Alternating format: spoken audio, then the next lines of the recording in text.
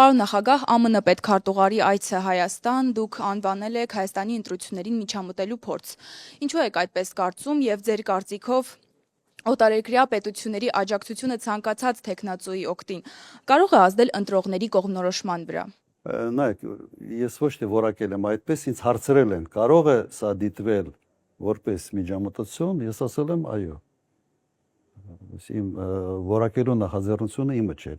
բայց իհարկե նման իրավիճակներում մի քանի օր մնացած միջև ընտրությունները, ցենց հրատապ այց չհայտարարված ոչ հայտնի հանրությանը օրակարգով եւ ցենց նպատակով իհարկե այդպիսի մտահոգությունների դելիք տալիս սա կա հատկապես մենք տեսնում ենք որ վերջերս քարոզարշավի մաս է դարձրել նաեւ եվրոպական որոշ երկրներից պատվիրակությունների այցը երբ նայում ես թե վերջապես ինչ բովանդակային փաստաթղթերն են ստորագրում, առանձնապես բան չկա, բայց այցը որոշակի քարոզչական բնույթ անկասկած կրում է։ Ինչն է ստեղված, մենք դառնում ենք աշխարհաքաղաքական, այսպես ասենք, մրցակցության կենտրոնում, ինչը լավ տեղ չի բերելու Հայաստանի համար։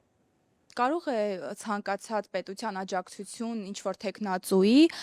դիտվել որպես ընտրողներին, այսպես ասած, կողմնորոշման վրա ազդել։ Օրինակ, մենք տեսնում ենք, թե ինչպես են իշխանականներն ասում, որ Ռուսաստանը ընդդիմադիրներին է աջակցում։ Ես Ռուսաստանից որևէ հայտարարություն ընդդիմադիրների օգտին չեմ լսել, բայց եվրոպական երկրներից հայտարարություններ իհարկե կան։ Եվ ոչ մեկ հայտարարություն է, այլ ուղղակի սա արդեն ոչ է։ Նայեք, երևի 10-15 տարի առաջ դա կհամարվեր վատ դրսևորում, այսպես ասենք, բայց հիմա ամեն ինչ խառնվել է եւ տվյալ դեպքում պետք է հանգիստ նայել այս ամենին։ Ինքը լավ չի, ինքը փորձ է ազդել ընտրությունների վրա եւ այսօր այն կողմը, որը փորձում է ընտրությունների վրա ազդել, փորձում է հիմնավորել դա մյուս կողմի ազդեցության փորձերով։ Եվ այսպես փոխադարձ անընդհատ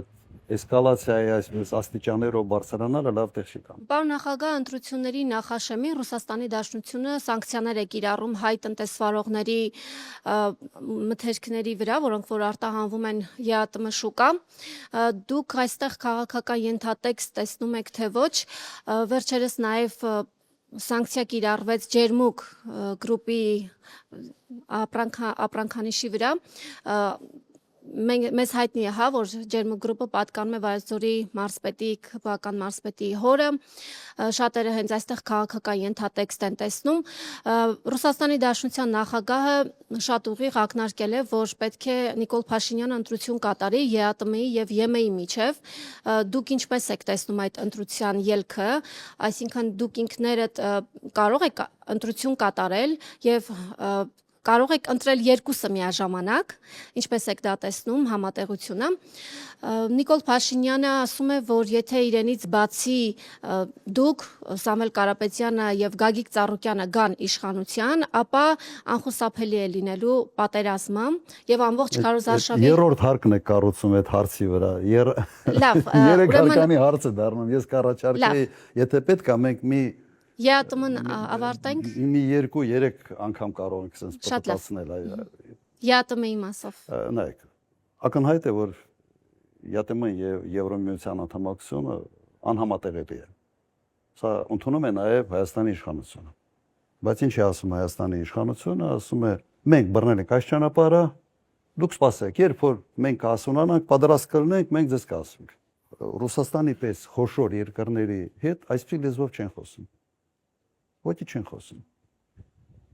Աշխարհում ընդունված կարգը հետևյալն է։ Յուրաքանչյուր գերպետություն ունի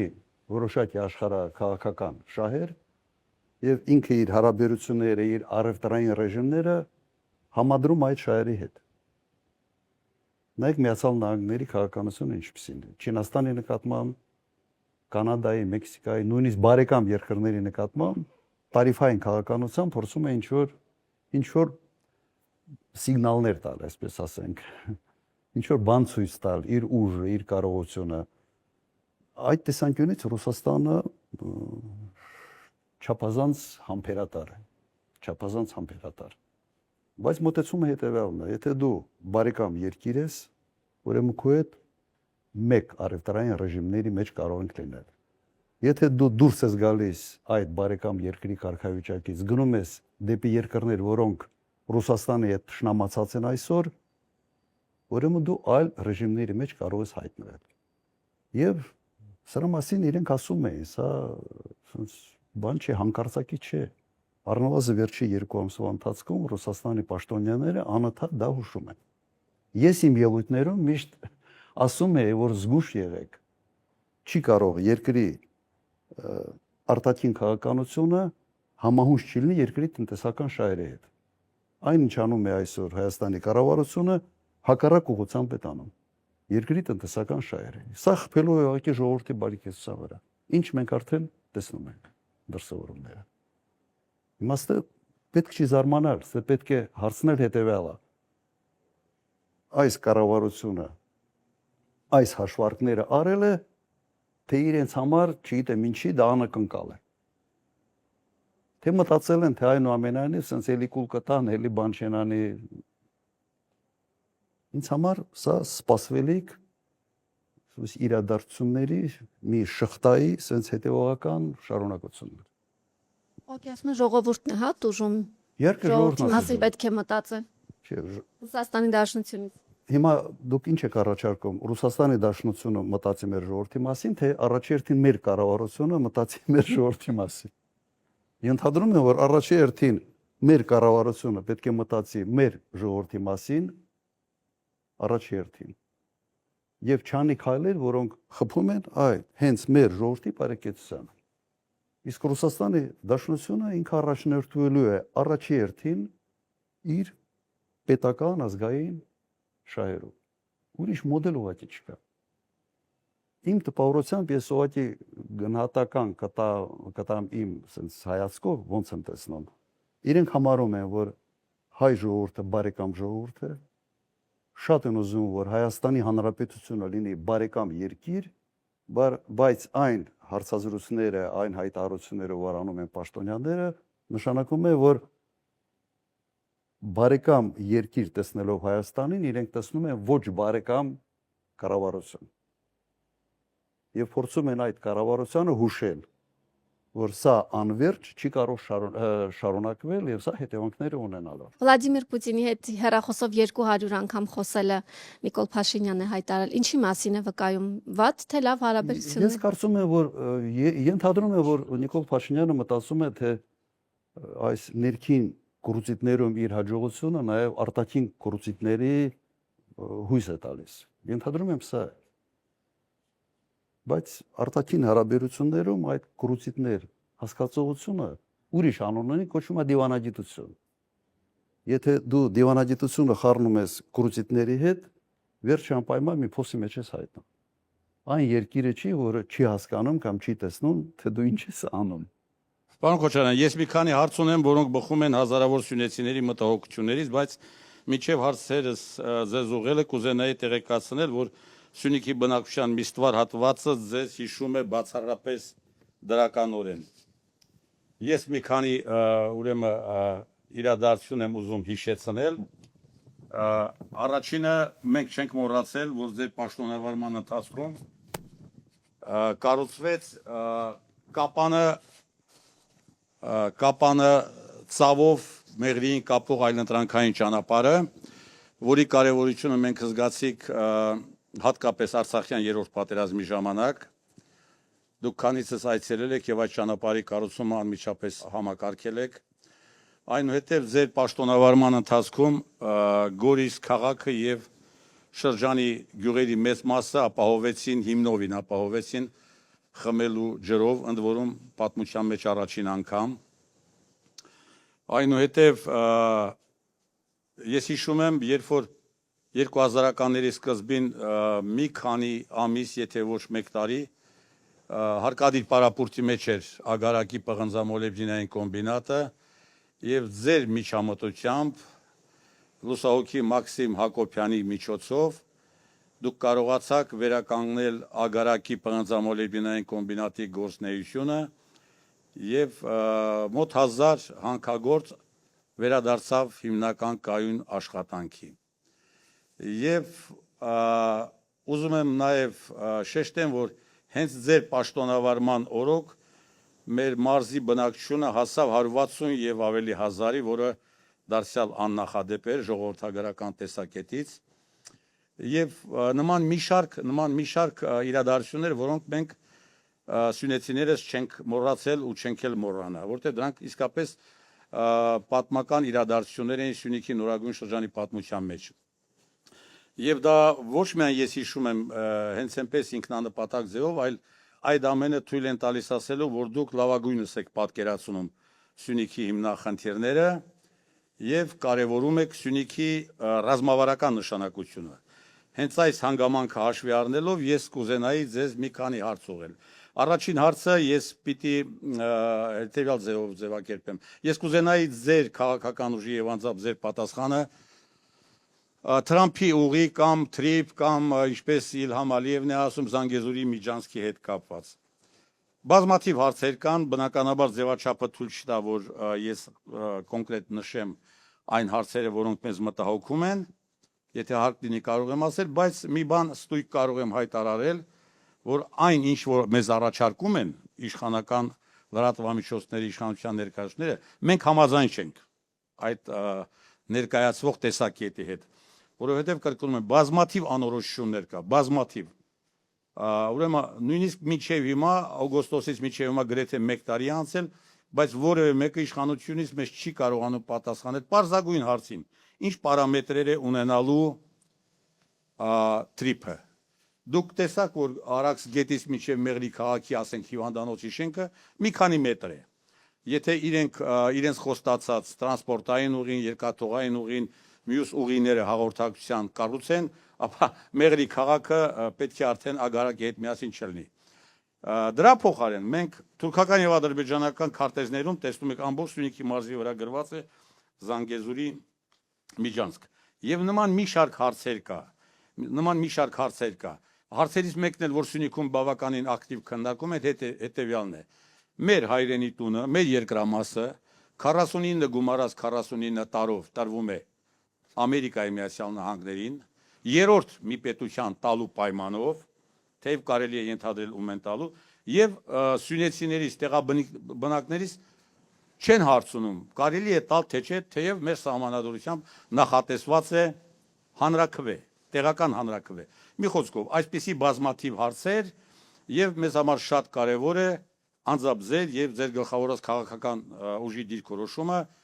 Թրամփի ուղու վերաբերյալ։ Ուղղակի երկու խոսքով դուք թվարկեցիք մի քանի ծրագրեր, որոնք այստեղ իրականացվել են եւ իսկապես Ագարակի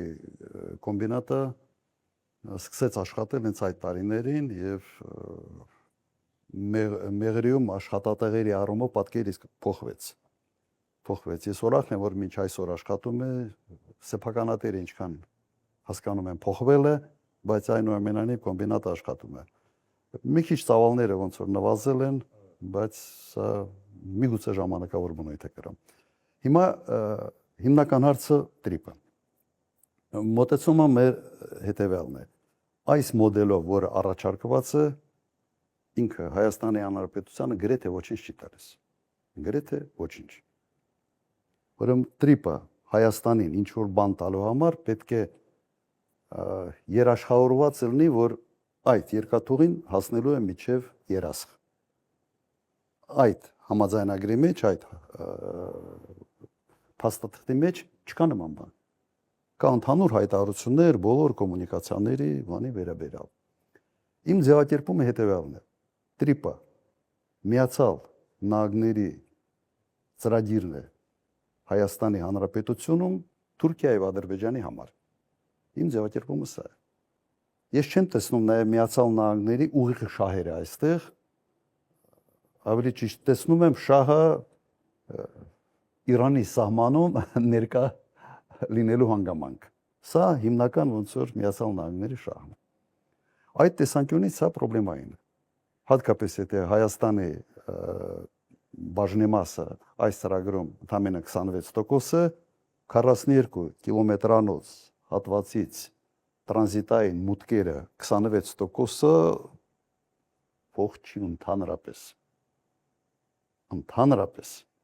Որը մոտեցումը հետևյալն է։ Կամ տրիպը օնլայնել, մեծացնել մասշտաբը, ես տեսնում եմ նաև առաջարկը հետևյալն է, հասնել մինչև երաշխ, այդ դեպքում երաշխավորված կլինի ամբողջ ծրագիրը, եւ իհարկե դա չի կարող լինել միայն Միացյալ Նահանգների ներկայացումը։ Մենք Իրանի Իսլամական Հանրապետության հետ լրջագույն խնդիրներ ունենալու ենք։ Ես չեմ կասկածում։ Ուրեմն կամ պետք է այդ ծրագիրը համալրվի այլ պետություններով, որոնց նկատմամբ Իրանի վստահությունը կա, եթե չի համալրվում, ապա խնդրահարույց ծրագիրը զուտ աշխարհական շահերի բախման առումով։ Դե պարոն նախագահ, ներողություն, դե նաև կա մի մեծ սուտ, որ իբր դա նպատակ ունի Ադրբեջանի արևմտյան շրջանները Զանգելանի տարածքից ասենք կապել Նախիջևանի ինքնավար հանրապետության հետ, բայց մենք նայեք, կա մեկ այլ տարբերակ։ Ճանապարհը կառուցել, երկաթուղին կառուցել մեր միջոցներով եւ որպես sense կապող ճանապարհ Ադրբեջանի եւ Նախիջևանի ինքը կարող է հանգիստ աշխատել առանց աշխարհակահաղական կոմպոնենտի։ Գումարները մեծ չեն այստեղ եւ Հայաստանի Հանրապետությունը շատ հանգիստ վիճակի է դա անել։ Ինձ մտահոգում է հետեւյալը, որ այդ ծրագիրը անպայման լարվածություն է ստեղծելու Հայաստանի եւ Իրանի միջև։ Չի կարող այդ լարվածությունը չլինել։ որ իրավունք մենք չունենք։ Նայեք, վերջի իրադարձությունները այսօր ըստ էության Միացյալ Նահանգները պատերազմի մեջ են Իրանի հետ։ Եվ այն ինչ արել են Միացյալ Նահանգները բանակցային գործընթացի ժամանակ ռմբակոծել, սպանել առաջնորդին հոգեոր եւ երկրի առաջի դեմքին սպանել մի շարք բարձրաստիճան պաշտոնյաներին, սա չի կարող հետքեր չթողել։ Եվ հատկապես նայեք, թե ինչ ասիմետրիկ պատասխան է տվել Իրանը։ Ով էր մտածում 3 ամիս առաջ, որ Իրանը կարող է հարվածել Միացյալ Էմիրություններին, Կատարին, Բահրեյնին, Քուվեյթին, իրենք զգացին, որ նպատակը Միացյալ Նահանգների եւ Իսրայելի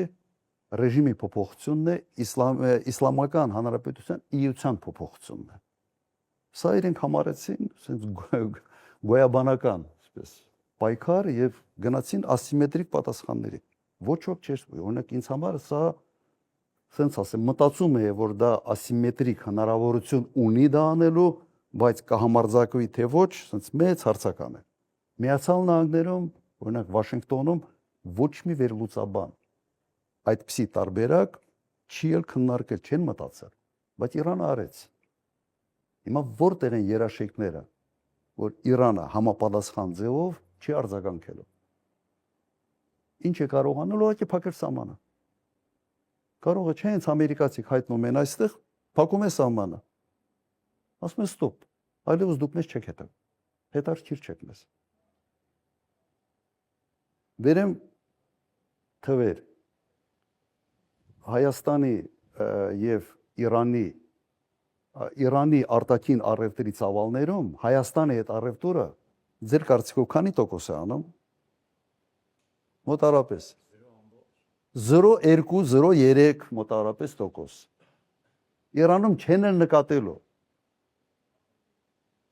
Ուրեմն պետք է այդքանը հասկանալ, մեզ պետք է այս սահմանը, այո պետք է։ Սա միայն ոչ թե սահմանը եւ հնարավորություն է առևտուր անել Իրանի հետ։ Այս ճանապարհից մենք օգտվում ենք նաեւ առևտուր զարգացնելու համար Արաբական Էմիրությունների հետ, ծավալը այստեղ բավական մեծ էր եւ ըստ էության սա ելք է դեպի Հնդկական օվկիանոս։ Եվ սա վտանգի տակ դնել, ասենց մեկ ճանապարհի 43 կիլոմետրանոց մի կտորի ասենց տրանզիտի համար կներեք սա բանալ ողջամտությունը շատ հեռու է։ Նախ միջև տրիպը պետք է բանակցվեր Իրանի հետ, պետք է հասկանալ իրենց մտահոգությունները եւ ինչ կարգի հետևանքներ սա կարող են ունենալ։ Այսօր ղեկավարությունը Իրանում փոխված է ես տեսնում եմ, որ իրենց շահերը պաշտպանելու գործում շատ ավելի վճռական են, քան եղել են։ Շատ ավելի վճռական են։ Եվ Հայաստանի կառավարությունը ուղղակի ականջին օղ պետք է անի մտածելով, թե հարևանի թե դու հարաբերությունները պատրաստ ես փչացնել։ Երևի այսքանը։ Պարոն նախագահ, բարև ձեզ։ Այսօր գտնվում ենք Մեղրի քաղաքում, մեզնից մի քանի մետր հեռավորության վրա մեր բարեկամ երկիր Իրանի սահմանն է, եւ թույլ տվեք ինձ էլ հարց տալ թրիփից, այ դուք նկարագրեցիք երկու, այսպես ասած, ծայրահեղություն։ Մի կողմից թրիփը գրագետ օգտագործելու դեպքում կարող է մեզ օգուտներ բերել, մյուս պարագայում տարածաշրջանային լուրջ անվտանգություն մարտահրավերներ ստեղծել։ Այդ դեպքում մեր երկիրը ինչ քաղաքականություն պետք է վարի, որպեսզի եւ օգուտները չկորցնի, եւ վնասները, եթե հնարավոր է, նվազագույնին հասցնի։ Հիմա առաջերտին գնահատել ինչ ռիսկեր այստեղ կան։ Տարանջատել այդ ռիսկերը, ձևակերպել այդ ռիսկը եւ հետո տալ երկրորդ հարցը։ Այս ռիսկի չեզոքացման ճանապարհը ո՞րն է։ Շատ པարզ տրամաբանական շղթա է, որը յուրաքանչյուր երկրի ղեկավար կամ արտգործնախարարը, որը պետք է կիրառի իր ամեն քայլի ժամանակ։ Կրկնեմ, ինչ ռիսկեր այստեղ կան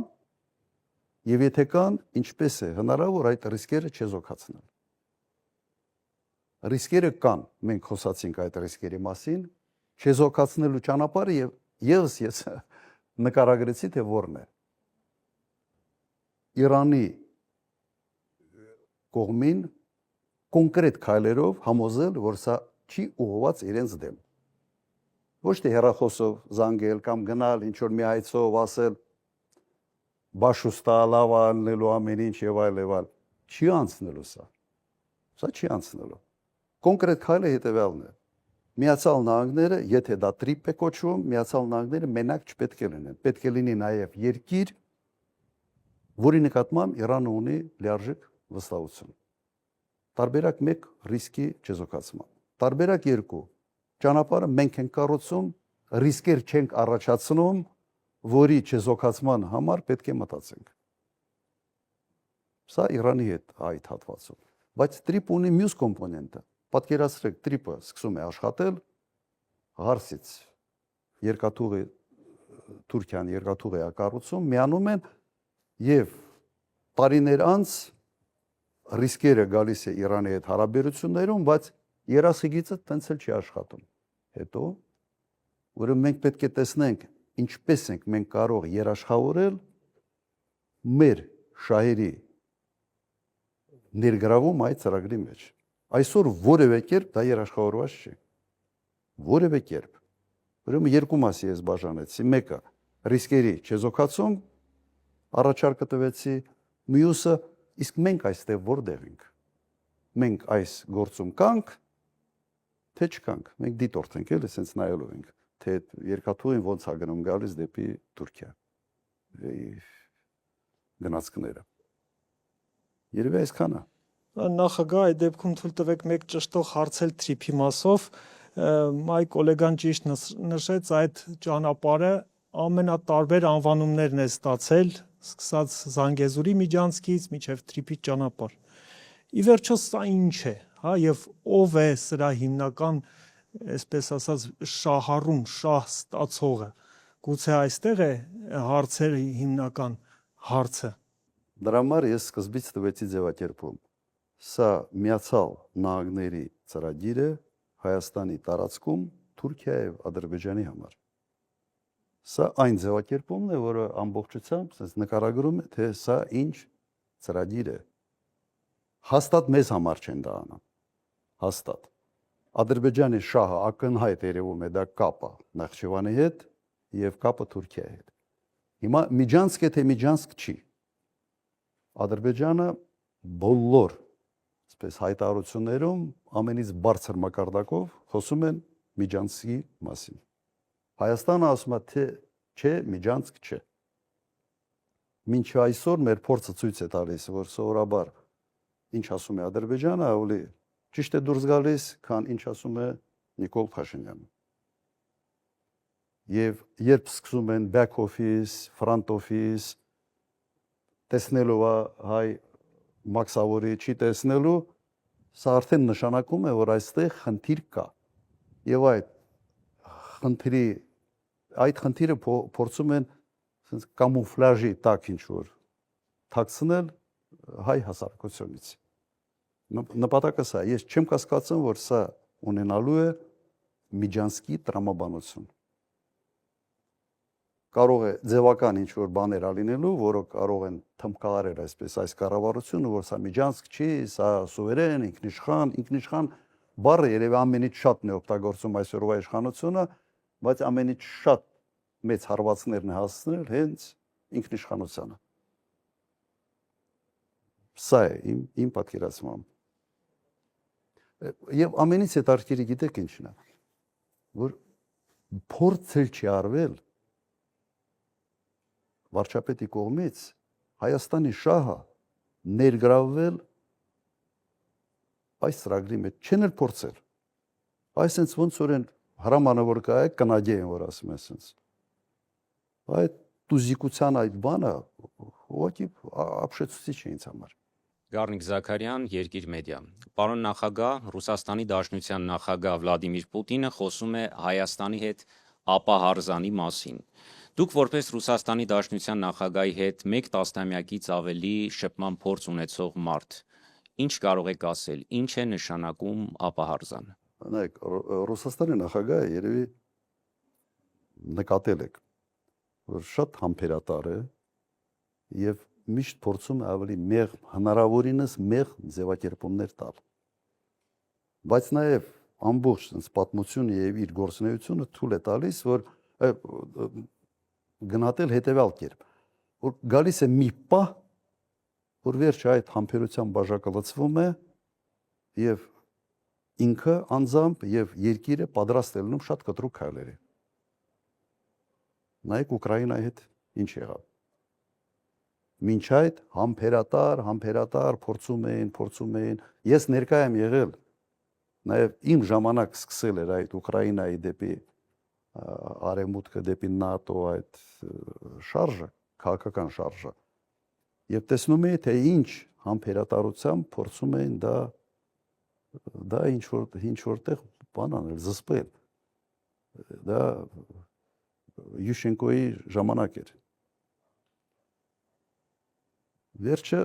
նույն մոդելն է այստեղ։ Այս շատ հանգիստ, շատ համբերատար կեցվածքը ընկալվում է որպես, ես չգիտեմ, սխալ են ընկալում որպես համաձայնություն կամ որպես մի կեցվածք, որը կարելի է 2-3 զանգով կամ 200 զանգով փոխել։ Սխալվում է։ Եվ երկրորդ հարցը հայ-ռուսական հարաբերությունների հետ կապված, եթե թույլ կտաք, Փաշինյանը եւ իր թիմը հիմնական ընդդիմադիր տեխնացուներին մեղադրում է Հայաստանում Ռուսաստանի շահերը ներկայացնելու մեջ։ Ասում են, որ ընդդիմությունը Կրեմլից հրահանգներ է ստանում, ոմանց մեղադրում են անգամ FSB-ի գործակալներ լինելու մեջ։ Այսքանից հետո, պարոն նախագահ, այս պայքարը ներքաղաքական է, թե աշխարհաքաղաքական։ Պետք է առաջինը տեսնենք, թե առաջի ազդակները եւ առաջի այդ քայլերը ով էր անում։ Հիմա ընդդիմությունն էլ կարող է ասել, որ դու հրահանգները ստանում ես Բրյուսելից կամ Վաշինգտոնից կամ որևէ մեկ այլ կենտրոնից։ Սա եւս երկիրը ներսից բաժանելու տարբերակ է։ Առաջին չէր ասում սև ու սպիտակ, հարուստ աղքատ, հին նոր, նախկին, ոչ նախկին, հիմա արևմուտք եւ Ռուսաստան։ Ես կարծում եմ սա մարդու էությունից է գալիս, ինքը անպայման պետք է բաժանի, անպայման պետք է ներսում ատելություն ստեղծի ինչ որ տարբեր մոտեցումների մեջ եւ փորձի այդ լարվածության մեջ ինչ որ իր տեղը գտնի, իր օրակարգ տանի։ Կարծում եմ սա է։ Նայեք, հիմա ասում են ինչ են ասում, որ մարդկանց մեղադրում են, որ ռուսական շահերն են առաջ մահ։ Հիմա ես կառաջարկեի մի հատ նայել ՀԱՏՄ-ի մասնակցությունը Հայաստանին դրական բան տվել է թե չտվել։ Կրկնեմ այդ միտքը հանդիպումների ժամանակ ասում եմ, Հայաստանի բնակչության 80%-ը զգալիորեն կախված են Ռուսաստանի հետ հարաբերություններից։ Այս կամ այն աստիճանի։ Սա Հայաստանի շահերի մասին է խոսում, թե ում շահերի մասին։ Եթե Հայաստանի շահերը այս հարցում համընկնում են Ռուսաստանի շահերի հետ, եւ դու հետապնդում ես հենց Հայաստանի շահերը, դու դառնում ես հենց ռուսական գործակալ, դա ապուշություն է, ոչ ապուշություն է։ Ճիշտ հակառակ գնահատականը ես կարող եմ տալ հետևյալի մասին։ Երբ որ դու վարում ես քաղաքականություն, որը 180 աստիճան հակառակ կողմի վրա է քո տնտեսական շահերի։ Սրան ու ինչ դնենք։ Միգուցե սա է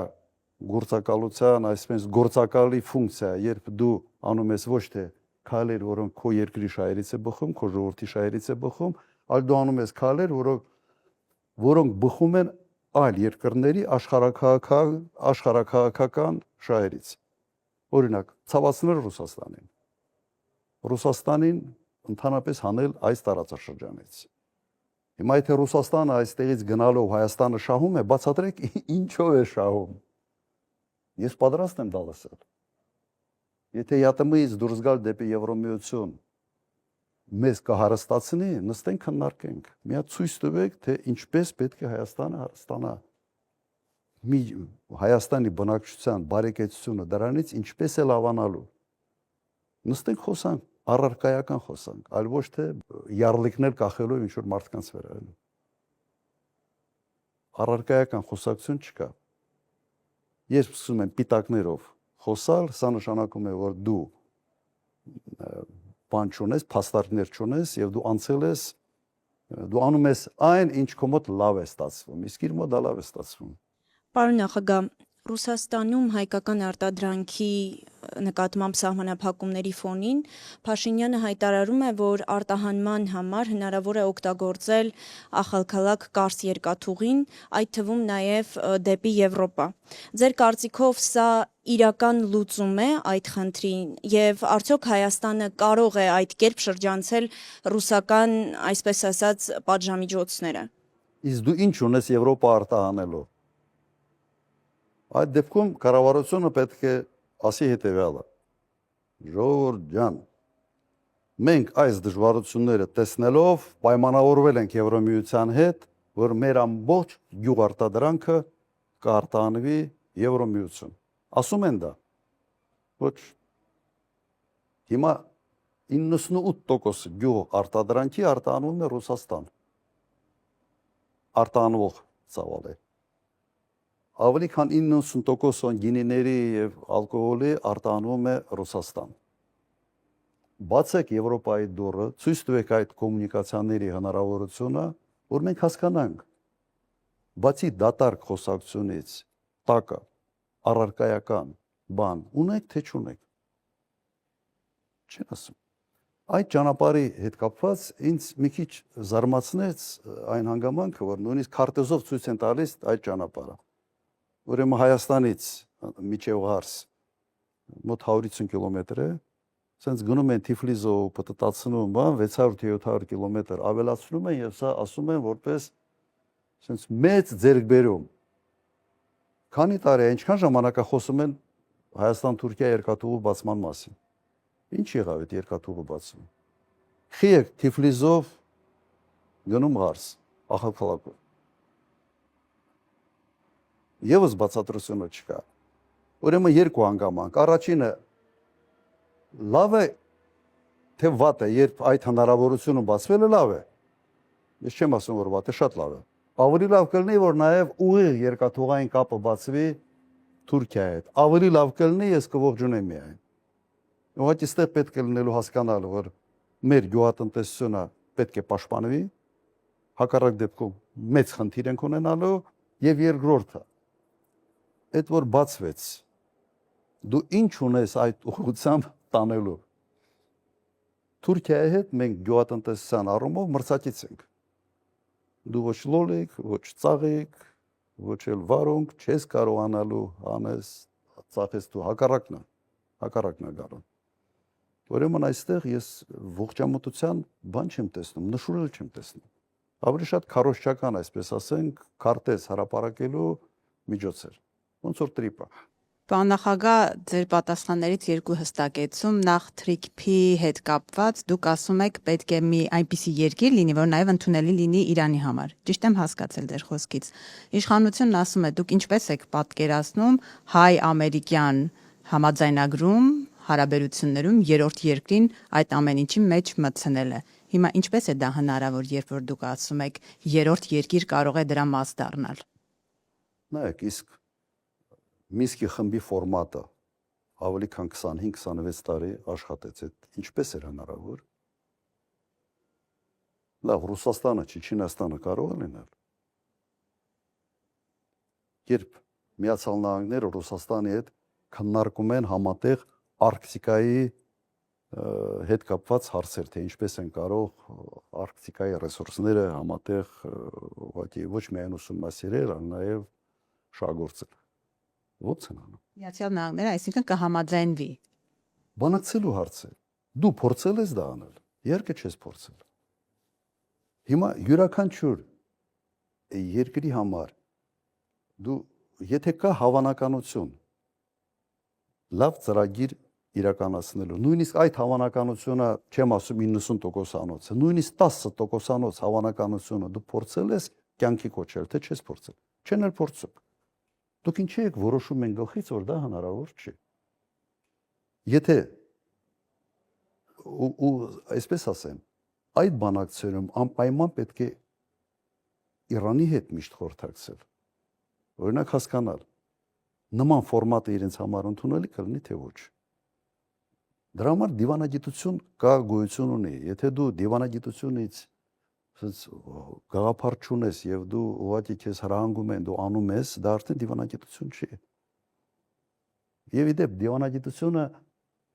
նրա համար չի միայն որ բարեկամների հետ խոսես։ Բարեկամների հետ կարաս խոսալ նաեւ առանց դիվանագիտության, ուղիղ։ Դիվանագիտությունը առաջի հերթին նրա համար է, որ խոսաս այն երկրների հետ, որոնց հետ դու ունես խնդիրներ։ Առաջի հերթին։ Իհարկե ես տեսնում եմ դրա հնարավորությունը։ Մի քիչ դժվարացել է այն հանգամանք, որ այն գլխից պետք է դա փորձի Իրանեիր, բայց դու կարող ես նստել Միացյալ Նահանգներիդ եւ ասել հետեւյալը. նայեք, ինչ եղավ Միացյալ Էմիրությունների հետ։ Ով էր մտածում, որ կարող է այսպիսի հետևանք լինի։ Կարող ես չնստել եւ առարկայական։ Ու դա 15-20 տարվա պատմություն չի, դա մեկ ամսվա պատմություն է, հիշողությունը թարմ է բոլորի մոտ։ Ռազմական բազան այդ արաբական երկրներում եւ այդ ռազմական բազայի ներկայության պատճառով այդ երկրները հարված ստացան Իրանից։ Հիմա դու կարող ես ասել, այս ռիսկերը գոյացել են նրանից հետո,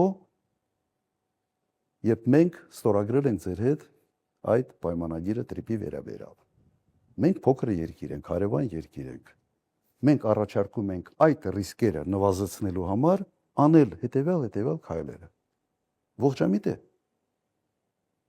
Այսպես ասենք, նոր հանգամանքներ ի հայտ եկան, որոնք ցույց են տալիս, որ ռիսկերը իրատեսական են։ Պետք է սա անել։ Հայ Ռուզան, պետք է չէ երևի։ Հա, չպետք է բանակցել։ Եվ իսկապես կան նոր ի հայտ եկած հանգամանքներ, եւ դու այդ հանգամանքներից ելնելով կարող ես կամ ընդհանրապես ծրագիրը մերժել, ես ասում եմ չմերժենք։ Ես ասում եմ այդ նոր հանգամանքները, ռիսկերը հաշվի առնելով ծրագիրը բարելավենք, ավելի քիչ ռիսկային դարձնենք Հայաստանի Հանրապետության համար։ Նորմալ է, իհարկե նորմալ է։ Աննորմալ է դա չանելը։ Եվ ԵԱՏՄ-ի հետ կապված խոսեցիք, պարոն նախագահ, ԵԱՏՄ-ի հետ կապված ունենք մի այսպիսի իրավիճակ, երբ Ռուսաստանից արդեն հայտարարում են, որ մայիսի 28-ին Հայաստանի կարգավիճակն է ԵԱՏՄ-ում որոշվելու։ Ինչ սպասել։ Ինչ կարող է լինել ԵԱՏՄ-ի հետ կապված Հայաստանի անդամակցության, հաշվի առնելով, որ դուք ընթացակարգերին լավ ծանոթ եք, ինչ կարող ենք մենք որպես հանրություն սպասել այս իրավիճակում։ Ինչ է ասում Հայաստանի իշխանությունը։ ասում են մենք ԵԱՏՄ-ի անդամ ենք, չկա կանոնակարգ, թե ԵԱՏՄ-ից ոնց են հեռացնում, սա ինչ է ասում։ Դրան գումարված Նիկոլ Փաշինյանը ասում է հետևյալը.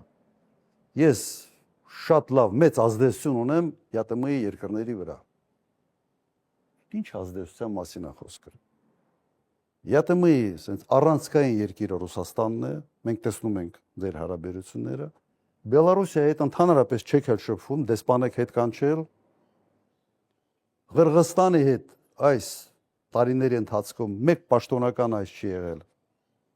փոխադարձ երկրի առաջնորդներին, միայն որոշ հարաբերություններ կա Ղազախստանի հետ։ Այդ ինչ ազդեցություն, ում վրա, այդ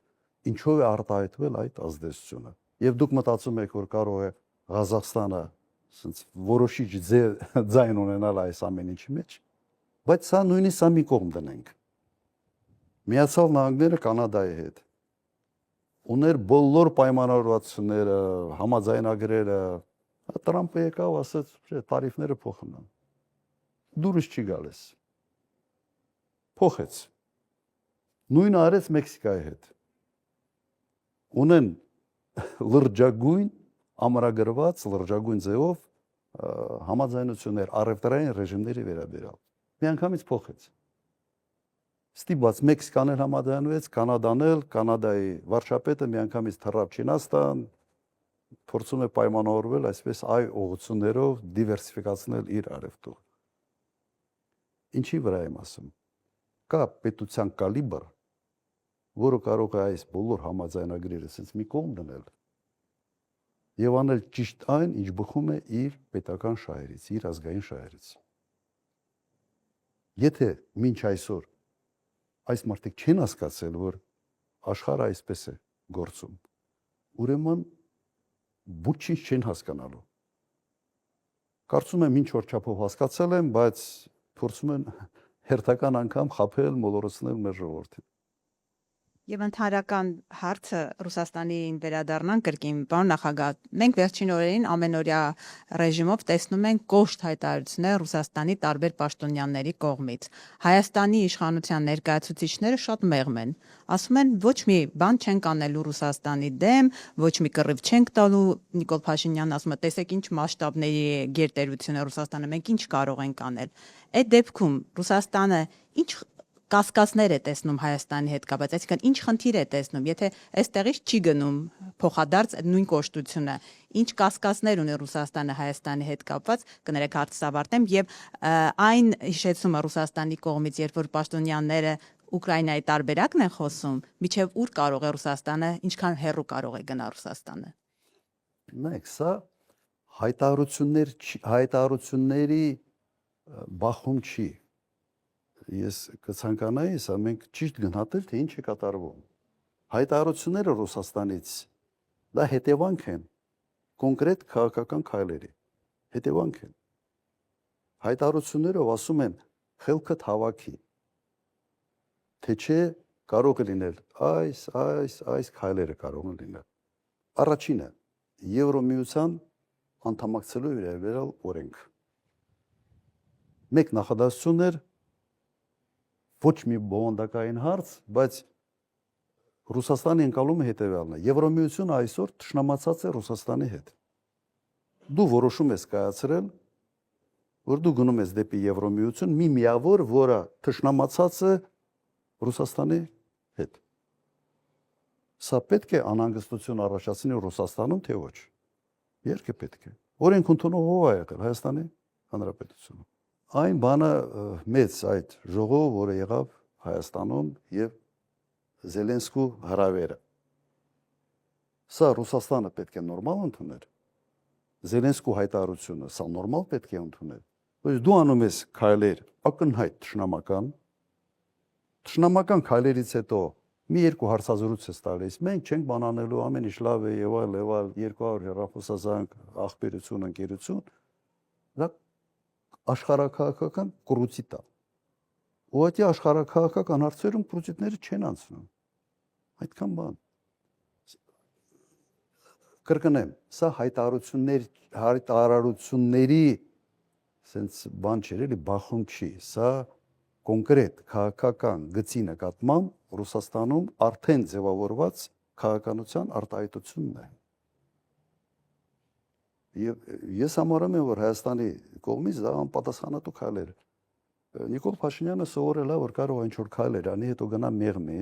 ինչ-որ ձևի տակից դուրս գա։ Ընկերներ ենք, դες մրցակից է հայտնվել, Պուտինի ընկերն է Փաշինյանը, պարոն Քոչարյան։ Դե հիմա ինչ ասեմ։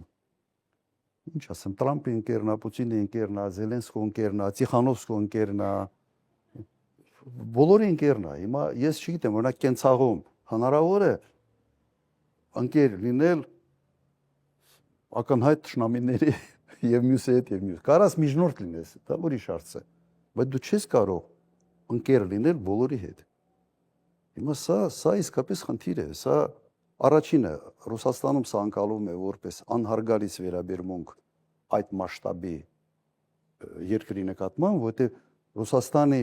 ընկալումը ինքնանկալումը Ռուսաստանում ուրիշ է, իրենք իսկապես գերպետություն են։ Այսօր կա Միացյալ Նահանգներ, Չինաստան, որոնք արդեն հավասար են, որոշ հարցերում Չինաստանը անցել է, եւ երրորդ տեղը Ռուսաստանն է։ Դու չես կարող այդպես վարվել այդ մասշտաբներ ունեցող երկրների հետ։ Եվ իդեպ որից կախվածությունը քո հսկայական է։ Ընդհանրապես 0.7%-ն է Ռուսաստանի արտաքին առևտրում քո առևտրի ծավալները։ Եվ այդ կախվածությունը ունենալով այսպիսի անհարգալից վերաբերմունք դրսևորել այդ երկրի նկատմամբ ես նույնիսկ չգիտեմ սա բան իմ նորմատիվային լեքսիկան թույլ չտալիս ձևակերպում տալ, թե սա ինչ է նշանակում։ Չի կարող անպատասխանատվություն։ Պարոն նախագահ, գործող իշխանությունը Արցախ վերադարձի հարցը բարձրաձայնելը համարում է հրահրիչ, կոնֆլիկտածին, պատերազմի վտանգը մեծացնող։ Դուք Արցախից եք, ես եւ Նինան ենք եկել այստեղ Արցախից։ Հիմա քանի, այսպես ասած, արցախցիներով հավաքվել ենք, այն էլ Արցախին այսքան մոտ, Արցախ վերադարձ խաղաղ ճանապարհով հնարավոր է միջազգային իրավունքներին համապատասխան եւ դուք ինչպես եք պատկերացնում։ Այո, մեր ծառագրային նաև դրույթներից է Արցախ վերադառնալու իրավունքը դա անբաժանելի իրավունքն է արցախայության։ Եվ ես չեմ համարում, որ սա կոնֆլիկտացին է։ Նույնպես կոնֆլիկտացին չի ցեղասպանության հարցի հետամուտ լինելը ցեղասպանության հարցի ճանաչմանը։ Ուրեմն սա նաև վերջ կա միջազգային դատարանի որոշում կան Եվրո դատարանի հայտարարությունները այդ հարցի վերաբերյալ։ Չեմ կարծում, որ դա կոնֆլիկտացին է, հակառակը դա բանակցային գործընթացում որոշակի դիրքերի ամրացում է Հայաստանի կողմից։ Այո, հնարավոր է։ Այս պահին ռեալ է թե ոչ, երևի ռեալ չի այս պահին։ Խոսքը պետք է գնա երաշխավորված վերադարձի մասին։ Անվտանգ ավելի ճիշտ ձևակերպում տամ, անվտանգ վերադարձի մասին, այո, ռեալ է։ Եվ դժվար է դրա դեմ պայքարել իրականում։ Օրինակ Ադրբեջանի համար շատ դժվար է լինում, ինքը պետք է հիմնավորի թե ինչու։ Եվ քաղաքացիական պայմանագիրն իր նախընտրական ծրագրում քայլ առ քայլ պատկերավոր նկարագրել է, թե ինչպես է իր ընտրվելուց հետո փոխելու Հայ առաքելական եկեղեցու կաթողիկոսին, տեղապահ նշանակելու։ Բայց մենք տեսնում ենք, որ այս նախընտրական շրջանում քարոզարշավի ժամանակ ոչ մի բառ դրա մասին, կաթողիկոսին փոխելու մասին Փաշինյանը չի խոսում։ Ինչու ձեր կարծիքով։ Այդ հարցի պատասխանը ես իրականում չունեմ։ Ենթադրության մակարդակի վրա կարող եմ ասել հետևյալը։ Հասկացել եմ, որ դա զուտ նախընտրական տեսանկյունից շահավետ մոտեցում չի շատ խոսալի եկեղեցու մասին, նաև հույսը դնում են նրա վրա, որ ծրագիրը շատ մարդ չի կարդում եւ այդ ծրագրից իրենք չեն էլ համարյա խոսում, մենք ենք անընդհատ հիշատակում այդ ծրագրային կետը իրենց մոտ։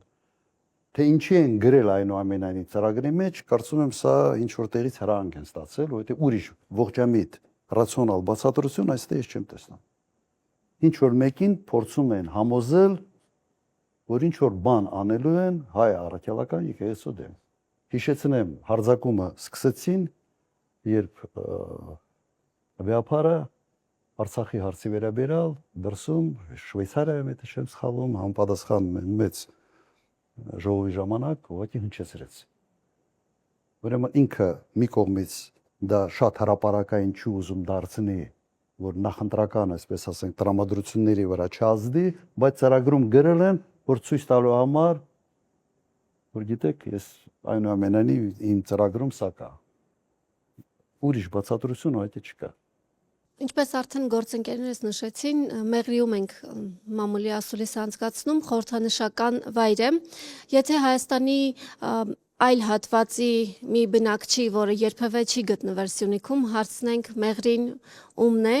գուցե ասի Ադրբեջանին է, քանի որ ձեր կառավարման տարիների հետ կապված պարբերաբար շահարկվում է, որ դուք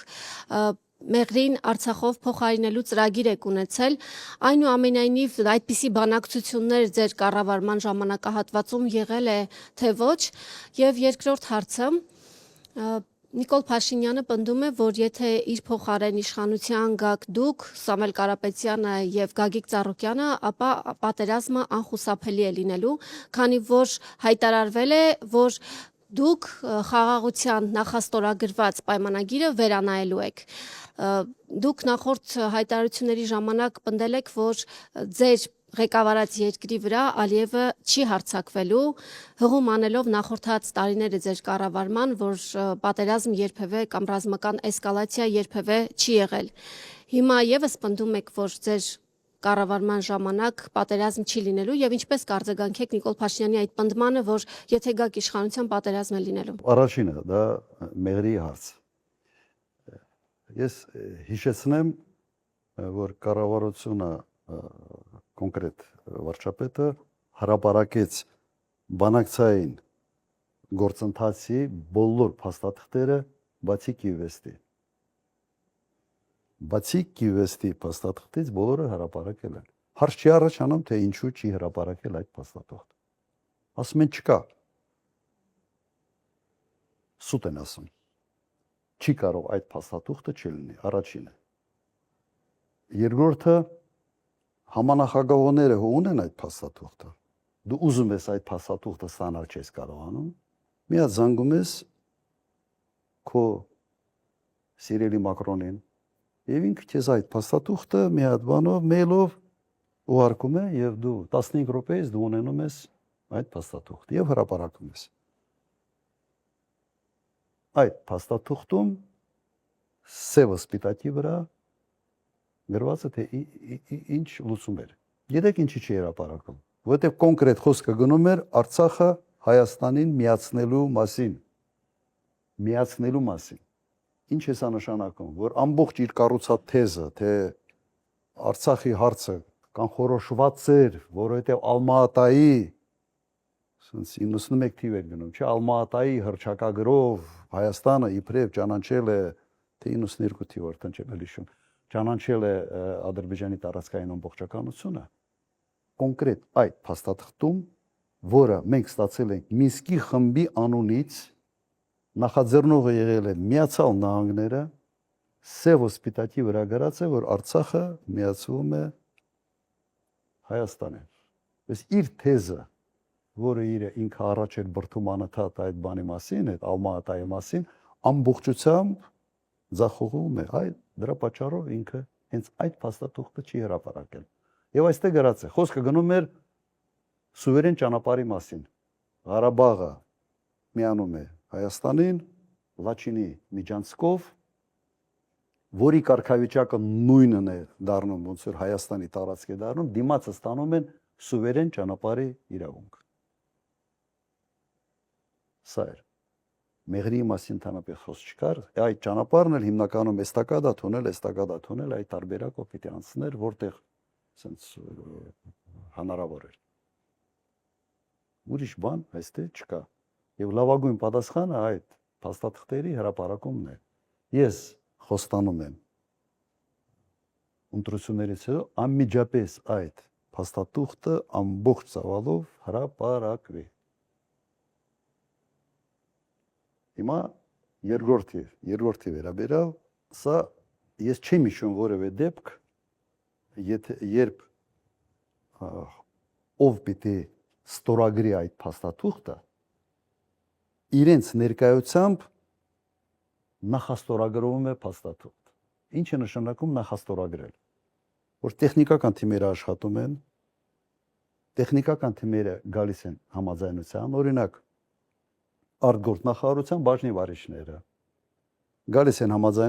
համաձայնության գալից հետո նախաստորագրում են եւ պատրաստում են իրենց ղեկավարների ստորագրության, արդեն պաշտոնական ստորագրության։ Հիմա եւ Նիկոլ Փաշինյանն երընդ է եւ Իլհամ Ալիևն երընդ է։ Երկուսն կողմից են։ Իրենց ներկայությամբ նախաստորագրվում է։ Եթե ամեն ինչ օքեյ է, այն գլխից նստեք ստորագրեք։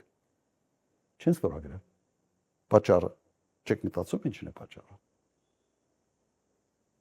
Ինձ համար հասկանալի է պատճառը։ Դեռ պահանջներ կա դնելու սահմանադրական բարեփոխումներ,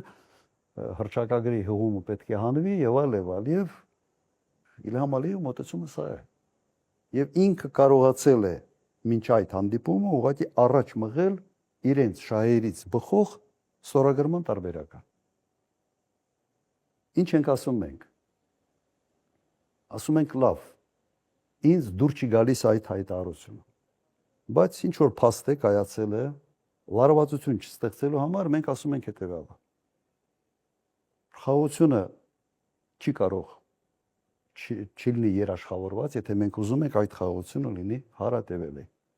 Ուրեմն այդ փաստաթուղթը պետք է համալրվի հավելվածներով, որոնք կնշանակեն երաշխավորների կամ երաշխավորված sense համակարգով համալրումը այդ ամեն ինչի։ Ընդհանրապես սրա մասին է խոսքը։ Իրենք ասում են մեր երաշխավորը Ադրբեջանն է եւ Ադրբեջանի երաշխավորը Հայաստանը։ Իրենց ես մի պահ մտածել եմ, թե դա բան է, ինչ որ մեկը հումոր է արել, հետո պարզվեց, որ դա հումոր չի, դա իսկապես իրենք այդպես է մտածում։ Մեկ անգամ ես արտահայտվել եմ, դա նույնն է, որ Գազայի հատվածում իրենք ասեն, որ իրենց երաշխավորը Իսրայելն է եւ հատկապես Նեթանյահուն։ Հիմա մոդելը սա է։ Եվ սա փաստարկները բավական լուրջ են մեր կողմից, որ շատ հանգիստ կարելի է իսկապես այս հարցը առաջ մղել եւ նույն Միացյալ Նահանգներից հարցնել։ Լավ, դուք ուզում եք, որ այս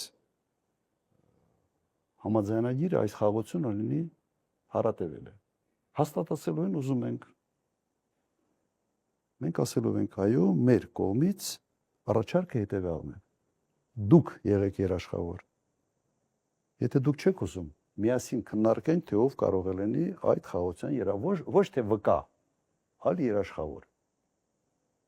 Իհարկե, Միացյալ Նահանգների համար հարմար է, երկու հոգի եկել են, համաձայնվել են իրար հետ, թուղթ են ստորագրում, ինչի եմ ես պարտավորության տակ մտնամ։ Եվ դու պետք է դիվանագիտական ճանապարհով ջանքեր գործադրես այդ process-ի մեջ ներգրավելու համար հզոր պետություններ։ Առնվազն գոնե գրեն անվտանգության խորհրդի հայտարարություն։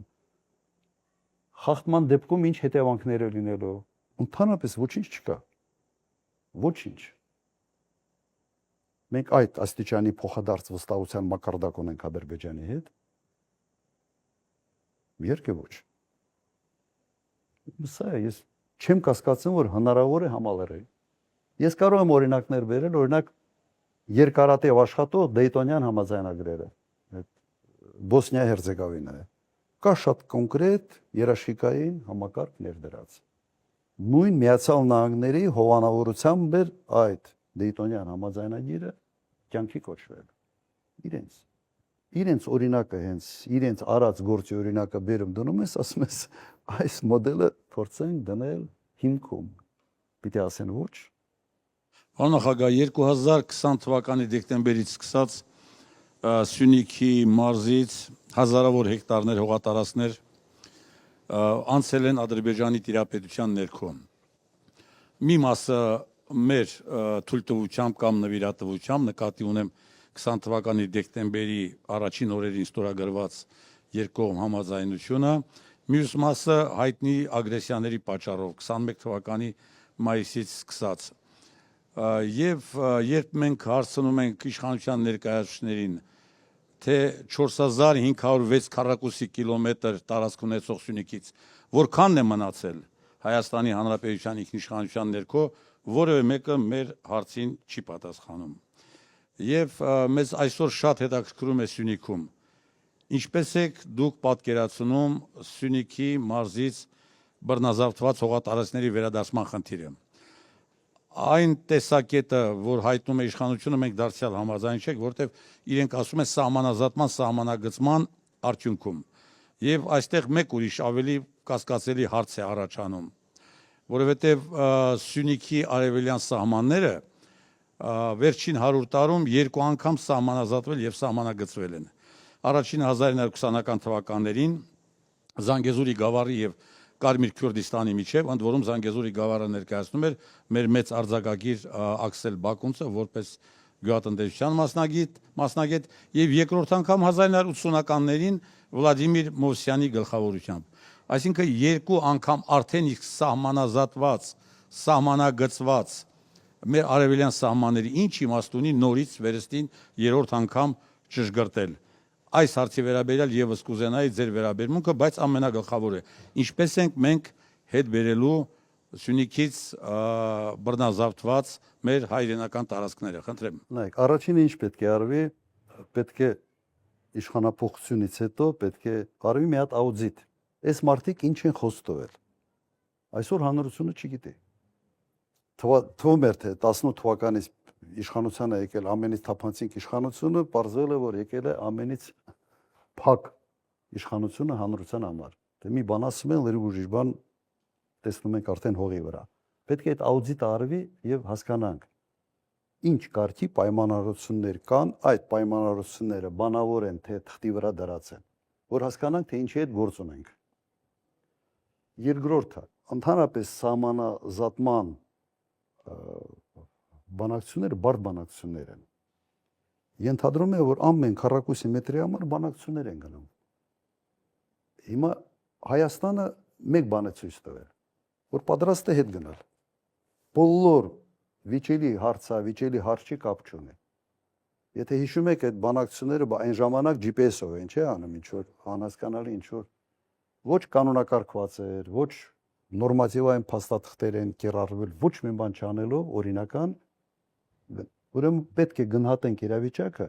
եւ ամուր կաղնենք մեր շահերի պաշտպանության գործին։ Եվ երբեք, ասենց ասեմ, սահմանազատման process-ը ինքը իր մեջ կոնֆլիկտ չպիտի անանի։ Չկա կոնֆլիկտ։ Մենք Վրաստանի հետ լավ տարիներ սահմանազատում էինք։ Խիպտի դա բերի կոնֆլիկտի։ Իրենք ուզում են հետեւյալն է, չէ՞ ասում են հենց սկսես քո հողերի համար պայքարել, դու հրահրելու ես պատերազմ։ Սա է հիմնական թեզը։ Բայց ուրիշ ձևի քո հողը ոնց պիտի բայես, եթե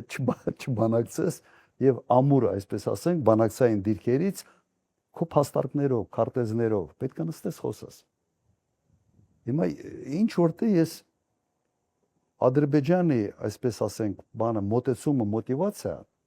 կարող եմ բացատրել։ Հիմա դիմացը մեկնա, որ ամեն ինչում հետա գնամ։ Ինչի առաջ չգնալ։ Ես ելնեի բանակցող եւ դիմացի քո այդ բանակցողը դու ինչ պահանջ դնում ես ինքը ընդունում է, ինչ դնում ես ինքը ընդունում է, կրկնակի ավել ես դնում եւս ընդունում է, իհարկե անընդհատ քո պահանջները դու կմեծացնես։ Փաշինյանը այսպես հող հանձնելու էստի համեցեք են, իրեն հողը չի։ Իրեն վերաբերմունքը նաեւ հողի նկատմամբ մի շատ դիպուկ հայտարարության մեջ արտահայտվեց էլի, եթե հիշում եք, ինչ ասեց։ Ասեց այդ սարի համար չենք պայքարելու մի տեղի համար, որտեղ 9 ամիս Սևոջի մասին էր խոսքը։ Հա, 9 ամիս ձունա։ Ես պատկերացնում եմ Ռուսաստանի նախագահը հանկարծ կաղնի, ասի, այս ամբողջ Ռուսաստանի հյուսիսը պիտի հանձնել ու ուզում է վերցնի։ Իր նկատմամբ սա բան էր, սա ռեֆլեքսի պես ինչ որ բան էր, ինքը բանը ասել, բայց այդ իր ասածը արտահայտում է իր վերաբերմունքը հողի նկատմամբ ինչպիսին է։ Չկա ինքը սեփականատերի վերաբերմունք այդ հողի նկատմամբ որպես երկրի առաջնորդ չունի։ Ոչ թե անձնապես սեփականատեր, այլ երկրի այդ սուվերենության զգացողություն ինքը չունի։ Եթե ունենար այդ նախադասությունը կյանքում չեր ասի, կյանքում։ Ինքնագիտակցության մեջ իր մոտ դա կա, ինքը դա ասաց։ Պարոն նախագահ, ես ցավով պիտի արձանագրեմ, որ մայրաքաղաքից միշտ չէ, որ երևում է Սյունիքը իր հիմնախնդիրներով, եւ այս օրերին Սյունիք այցելող քաղաքական ուժերի շատերը պատկերացնում եք, ագարակից մինչև Սիսիան պատտվում են, բայց Սյունիքյան որևէ խնդրեմ չեն քննարկում եւ լուծման ուղի չեն մատնանշում։ Այսօր մեզ շատ մտահոգում է մեկ այլ հարց եւս եւ կուզենայինք դրա վերաբերյալ իմանալ ձեր դիրքորոշումը։ Վերջին 2-3 տարում շատ մեծ գրոհ է կառավարության կողմից սկսվել Սյունիքի կրթական մշակութային համակարգի հանդեպ։ Շատ վտանգավոր հետևանքներ իր մեջ պարունակող։ Եվ կրթօջախների կրճատում, եւ 300 դպրոց, 500 մանկապարտեզ ծրագրի շրջանակում խոստացած 40-ից ավելի կառուցումների վերաբերյալ մեզ խաբելու փաստը, մի շարք նման այլ փաստեր, բայց ես կուզենայի դրանցից առանձնացնել կրթության նախարարի հայտնի որոշումը, հրամանը, որի համաձայն ընթացիկ ուսումնական տարվա նից ուրեմն մեր գյուղական բնակավայրերից 48 դպրոց պետք է չգործեն։ Ընդ որում իրենք մեր մարզը մոտ 100 բնակավայր ունի, պատկերացնում եք, խոսքը մեր մարզի բնակավայրերի կեսի մասին է, եւ մենք փորձ ունենք, որ եթե գյուղում դպրոցը ուրեմն չի լինում, փակվում է, ապա տարիների ընթացքում նաեւ գյուղը ասպարեզից վերանում, հեռանում է։ Այս հարցով մեզ շատ հետաքրքիր է, կրկնում եմ, ձեր դիրքորոշումը, մանավանդ պատճառաբանությունը շատ սնանկ է, ասենք մի դեպքում ասում են գյուղում երեխաներ չկա, չեն ասում ինչու երեխաներ չկա, մեկ այլ դեպքում ասում են կրթության որակի բարձրացման նպատակ ունենք, որը դարձյալ կարելի է հերքել 1-2 նախադասությամբ, եւ այսպես ուզում են հիմնավորել Սյունիքի դպրոցները փակելու մեր գյուղական բնակավայրերին հարվածելու այս քաղաքականությունը։ Նույնը կարող եմ ասել մշակույթի ոլորտում, այստեղ նույնպես խտրական, շեշտում եմ, խտրական վերաբերմունք է դրսևորվում կառավարության կողմից եւ մասնավորապես ԿԳՄՍ նախարարության կողմից։ Ինչ ենք ձեզանից խնդրում։ Նախ կկարողանաք նոր կառավարությունը կանգնեցնել այս գրոհը Սյունիքի նկատմամբ, Սյունիքի կրթական մշակութային համակարգի նկատմամբ, եւ երկրորդը, արդյոք տեսականորեն հնարավոր է, որ նոր կառավարությունը վերանայի որոշ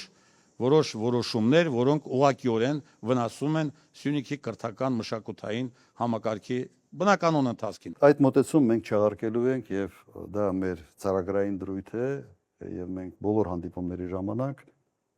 դրա մասին խոսում ենք։ Միայն իդեպ Սյունիքում չի։ Հայաստանում մեկ իրենք կառուցում են դպրոցներ, ուրիշ դպրոցներ փակելու համար։ Մեր մոտեցումը հետևյալն է. դու չես կարող մեկ դպրոց կառուցել 5 դպրոց փակելու համար։ Եվ խնդիրը հենց դա է։ Հայաստանում շատ են փոքր գյուղերը եւ տվյալ դեպքում գյուղի գոյությունը կախված է ինչ-որ չափով նաեւ դպրոցով։ Կա դպրոց այդ գյուղում թե չկա։ Իհարկե փոխելու ենք։ Եթե փորձում են հիմնավորել կրթական որակը բարձրացնելով, նայեք, ժամանակակից ուսուցանելու մեթոդները հնարավորություն են տալիս լրիվ այլ կերպ ապահովել մակարդակը։ Ուղղակի կամ իրենք չգիտեն, կամ չեն ուզում իմանալ, կամ իսկապես նպատակ է դրված գյուղերի քանակը մի քանի տարվա ընթացքում շեշտակի նվազեցնել։ Ուրիշ ուղղակի ես նպատակ չեմ տեսնում։ Նույնը մշակույթի հետ։ Իդեպ դպրոցների նաև դպրոցական ծրագրերում այնպիսի բաներ են փոխել, որը ուղղակի խփում է հայրենասիրության։ Ոնց որ հատուկ վերցնես եւ դպրոցի ծրագրում ծրագրից հանես այն ամենը, ինչը ուղղակի հատկապես հայագիտական առարկաներ։ Այո, ինչը ուղղակի զենց հայրենասիրության հիմքեր է ձևավորում երեխաների մոտ։ Հանում են նույնը մշակույթի հետ կապված։ Երբ մշակույթի նախարարությունը կրճատել են այն ժամանակ, մեր ազանգը հետևյալն են, սրանց մտքին ուրիշ բան է։ Փոխելու ենք, անկասկած։ Շնորհակալություն։ Եվ իմ գործընկերների ներողամտությունը այցելով վերջին հարցը շատ կարճ, վերջին օրերին շատ լուրջ քննարկման հարց է դարձել Սյունիքում Այսպես կոչված անկլավների հետ կապված Տիգրանաշենի հեռանկարի հարցը, որ կարծեք թե օրակարգում է, որովհետև Հայաստանի Հանրապետության քարտեզին, եթե կառավարությունում տեղյակ են, պետք է իմանան, որ այդ խնդիրը, եթե Աստված մի առ ասե, եթե այդ տարածքը մենք հանձնենք, ապա Սյունիքը եւ Վայոց ձորը մայրաքաղաքի հետ կապելու լրջագույն խնդիրներ են ունենալու։ Սա առաջին հարցը, որ հիմա այս օրերին քննարկում է Սյունիքում, եւ հաջորդը 300,000 ադրբեջանցիների վերադարձի խնդիրը, որ ըստ ադրբեջանական մամուլի առաջին թիրախներից մեկը լինելու է Սյունիքի մարզը, ընդ որում նաև, ասենք, նշվում է կոնկրետ Գեղվաձորը Կապանի տարածաշրջանում, որը մտնում է Քաջարանի վարչական կազմի մեջ։ Երկու այս լրջագույն մարտահրավերների հարցում ինչ դիրքորոշում ունի ձեր գլխավորած քաղաքական ուժը, խնդրեմ։ Ես հիշեցնեմ ոնց են իրենք հանձնել Գորիս-Կապան ճանապարհը։ Գորիս-Կապան ճանապարհը ոնց են հանձնել։ Իրականում Սովետի ժամանակ Հայաստանն էր սպասարկում եւ ինչ որ GPS-նով հանձնեցին եւ այն ժամանակ կես ժամ էր, չէ՞, եթե չեմ սխալվում, կես ժամվա ճանապարհը։ Հիմա ինչքան ժամանակ է պահանջում։ Նույն ձևի փորձելու են Տիգրանաշենը հանձնել։ Ասելու են դե մի նոր ճանապարհ կկառուցենք, ինչ որ վերևով եւ այլ դեպի Վեդի։ Այս մարդիկ հողի նկատմամբ չունեն այն վերաբերմունքը, որը ենթադրվում է, որ պետության առաջնորդը պետք է ունենա։ Բոլոր երկրների սահմանադրությունները հետևյալն է գրած. երկրի տարածքային ամբողջականությունը։ Տարածքային ամբողջականությունը նշանակում է կոնկրետ սահմաններով հող, որի վրա ապրում է այդ ժողովուրդը։ Եվ դու պարտավոր ես պաշտպանել։ Սա չի հասկանում։ Անկասկած այստեղ կտրականապես հակառակ մոտեցումն է լինելու։ Իսկ վերադարձի ծրագիրը, այսպես կոչված 300,000 ադրբեջանցիների շակերտներուն վերադարձի ծրագիրը։ Վարչապետ հայտարարում է, որ դա հնարավոր չէ, այսպիսի ծրագիր չկա եւ այլ։ Ադրբեջանի նախագահը, բարձրաստիճան պաշտոնյաները անընդհատ խոսում են դրա մասին։ Ֆինանսավորում է նախագահականից մի հասարակական կազմակերպություն, որը մշտապես դրա մասին խոսում է։ Սա պետական քաղաքականություն է։ Եվ եթե այսպես շարունակվի, ապա ես չեմ կասկածում, որ վերջը գործ հասնելու է նաև դրան։ Ուղղակի չեմ կասկածում։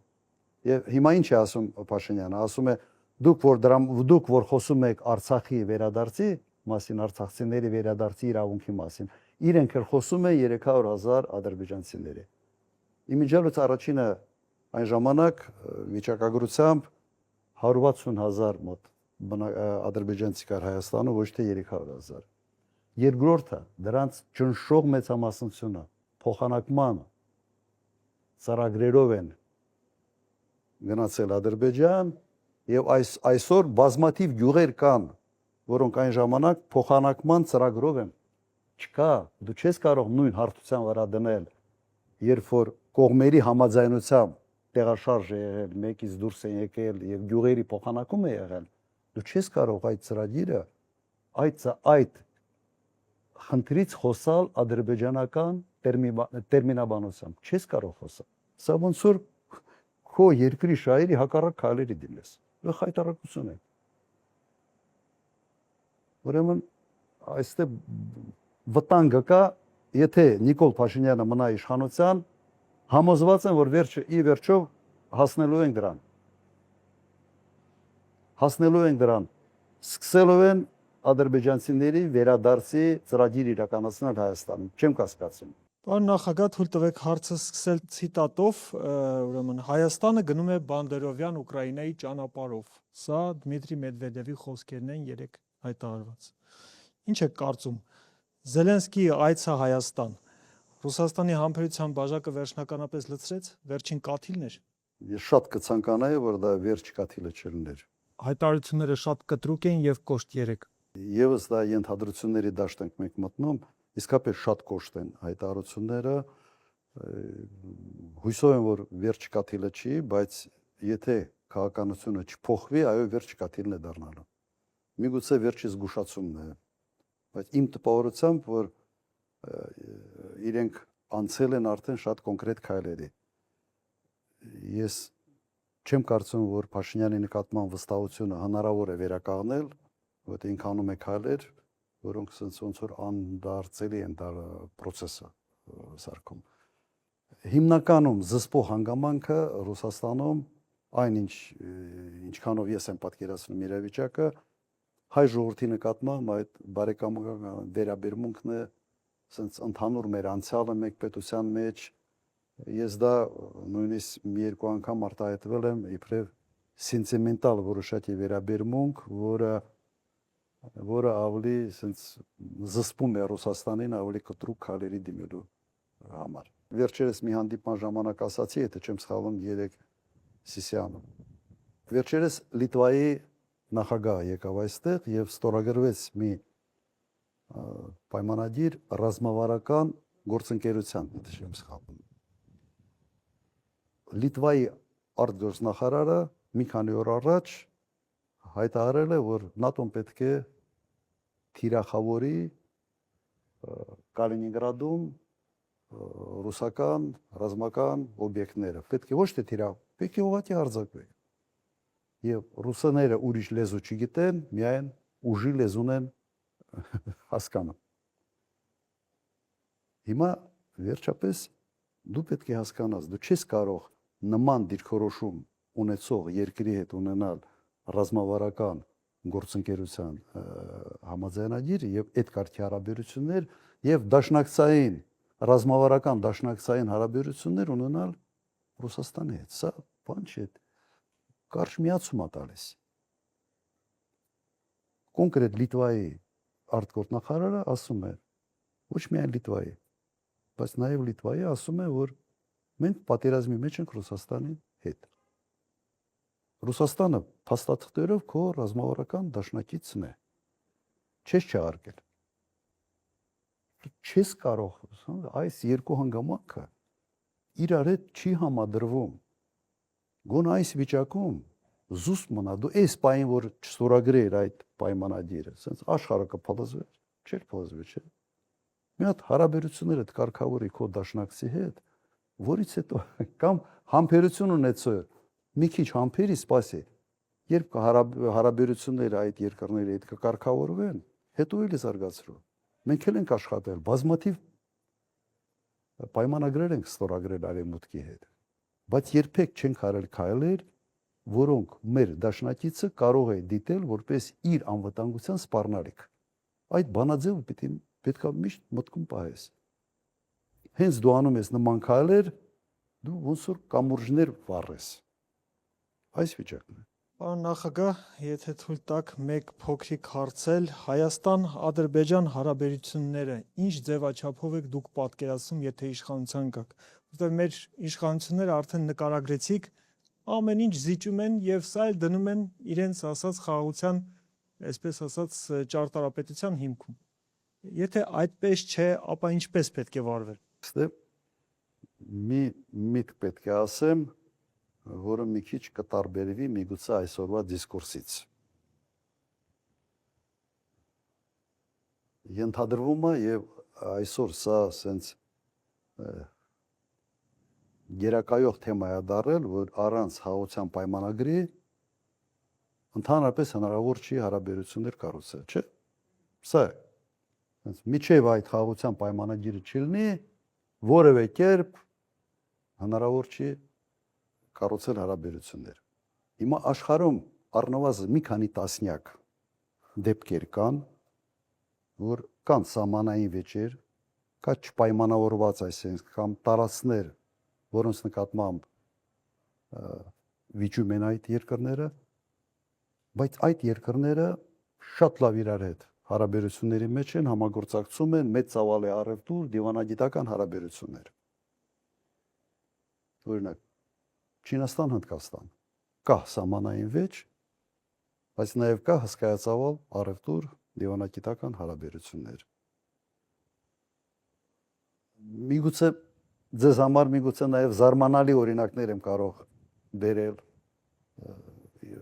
մի քանի տասնյակ է։ Օրինակ Իսպանիա, Մարոկո։ Մեծ ծավալ է առևտուր, մեծ հարաբերություններ, բայց Հյուսիսային Աֆրիկայում կան տարածքներ, որոնք իսպանացուց տիրապետության տակ են, Մարոկոն համարում է, որ այդ տարածքները իրենք են։ Ունենալով տարածքային վեճ, չունենալով հատուկ խաղաղության պայմանագիր, պետությունները շատ լավ իրար հետ համագործակցում են։ Քանի օրինակ բերեմ եւս։ Սերբիա, Կոսովո իրար ճանաչել, չճանաչել։ Եվ ամենից դասական երևի կլասիկ օրինակը կբերեմ Գիբրալտարի օրինակը։ Գիբրալտարը պատկանում է Մեծ Բրիտանիային 1700, եթե չեմ սխալվում, 10 թվականից։ Եվ 1710 թվականից Իսպանիան վիճում է Բրիտանիայի հետ Գիբրալտարի հետ կապված։ Քանի 100 տարի վիճում են, հարաբերությունները փայլուն են, միասին ՆԱՏՕ-ի կազմում են, Եվրոմիության կազմում են եղել միասին, մեծ ծավալի ապրանքաշրջանառություն եւ ոչ մեկը հետ պատերազմելու նպատակ չունեն, բայց ունեն տարածքային վեճ։ Եթե պատկերացնեք քարտեզի վրա, Գիբրալտարը հենց Իսպանիային կպած, բայց Բրիտանիային է պատկանում։ Ես ինչի վրա եմ ասում։ Հարցեությունը հետևյալն է. չպետք է այդ խաղաղության պայմանագիրը սարքես մի ֆետիշիզացված ինչ-որ մի աստվածաշունչ չի, կամ բազմաթիվ օրինակներ։ Մեծ Բրիտանիա, Արգենտինա, Ֆոլկլենդների հետ կապված։ Հիմա առևտուրը լավ է, ամեն ինչ նորմալ է, հարաբերություններ կան եւ այլ վեճը կա։ Կա դիվանագիտության մեջ միջազգային հարաբերություններում կա այսպիսի արտահայտություն՝ համաձայնվել չհամաձայնվելով։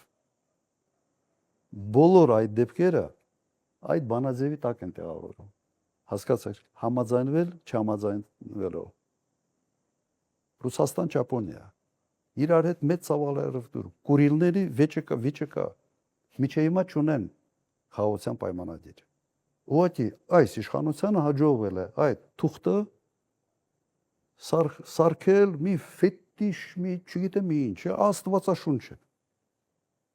Իրականում այդպես չի։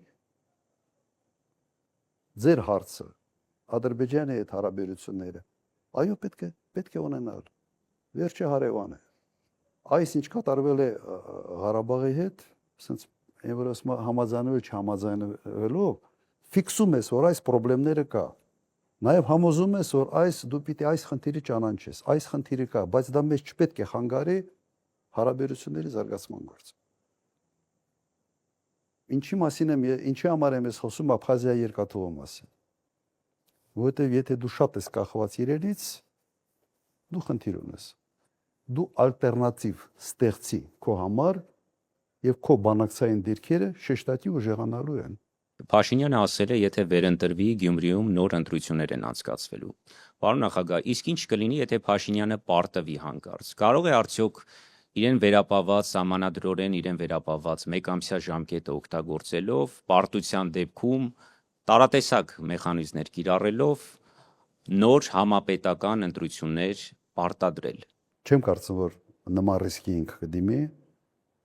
որտեղ այդ ռիսկը հղի է լինելու ասենց հեղափոխական հետևանքներով։ Որտեղ հանրությունը ասենց մի քիչ տաքացած է, կրքերը բորբոքված են եւ այսպես ասենք տարբեր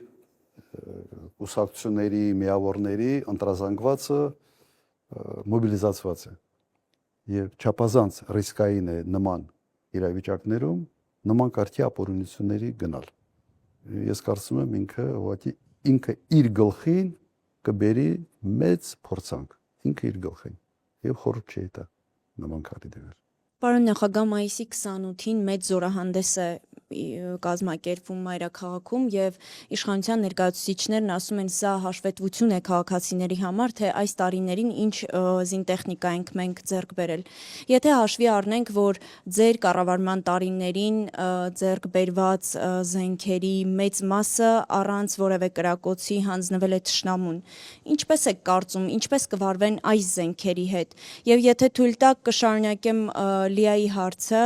այն մասին, որ Փաշինյանն ասում է, եթե չվերընտրվեն պատերազմ է լինելու, նա նաև ժամանակահատված է նշում, ասում է սեպտեմբերին։ Եթե ենթադրենք, որ Փաշինյանը չի վերընտրվել եւ Ադրբեջանը այնուամենայնիվ ռազմական գործողություններ է սկսել Հայաստանի նկատմամբ, ինչպիսին են լինելու ձեր քայլերը։ Պարադի վերաբերյալ կլինի պարադ, ես կառաջարկեմ նաև ձեզ նայել ինչ են ցույց տալիս, անմիջապես հաշվարկել գները այդ ցույց տված տեխնիկայի հնարավորությունները, տեխնիկական տվյալները եւ գալ եզրակացության։ Ես անպայման դա կմեկնաբանեմ։ Վերջը այդ գործից լավ եմ հասկանում։ Կմեկնաբանեմ, դուք կտեսնեք, որ մեծ խնդիրներ են ստեղծելու իրենք նաև բանակի համար, որովհետև այնինչ իրենք նկարագրել են, ցույց են տվել այդ կարճ ռոլիկի մեջ, ցույց է տալիս, որ իրենք ձեռք են բերել զինատեսակ, որի օգտագործելը լինելու է խնդրեմային։ Դու այդ զինատեսակը չես կարողանալու, այդ հրետանիները չես կարողանալու ապահովել արկերով։ Ինքը զինատեսակը անգամներով թանկ է, քան իր sense անալոգները ռուսական, արկերը երակի, քառակի ավելի թանկ են, քան ռուսական։ Իրենց այդ 8 միլիարդով ավելացած պարտքը, մեկը ինչ էլ ցույց տան չեն կարողանալու գտի տեղավորել այդ հսկայական պարտքի մեջ։ Կարծում եմ նպատակը սա է եւ ավելի շատ դա այդ զորահանդեսը լինելու է քարոշչական զորահանդես։ Մի հատ տեսնենք։ Ես իմ տպավորությունը եւ իմ ինֆորմացիա մեր բանակը ավելի շատ պահակային բանակ է դարել, ավելի շատ պահակային բանակ է դարել, որովհետեւ չի երիքում զինվորների քանակը եւ մարդիկ շաբաթներով ուղղակի առաջի գծում ըստ էության պահակության ռեժիմով են ծառայում եւ այդ ժամանակը նույնիսկ չունեն լուրջ տրեյնինգ անցկացնելու համար։ Իսկ այսօրվա բանակը եւ այսօրվա ինչ որ տեսնում ենք Ուկրաինայի դեպքերից հետո այսօրվա մարտական գործողությունների էությունը շեշտակի փոխվել է։ Լրիվ ուրիշ կարգի տրեյնինգ է ուզում, լրիվ ուրիշ կարգի։ Սա առանձին թեմա է, առանձին թեմայի շուրջ երևի կարելի է երկար խոսալ, կարծում եմ հիմա չարժի։ Ավելի sense մեր մեկնաբանությունները կլինեն ամսի 28-ից հետո։ Իսկ ինչ վերաբերում է պատերազմին, եթե չվերընտրվի եւ Ադրբեջանը պատերազմ սկսի։ Ուղղակի շանտաժ է, որի հիմքում ոչինչ չկա, որի հիմքում կա իր մոլուցքը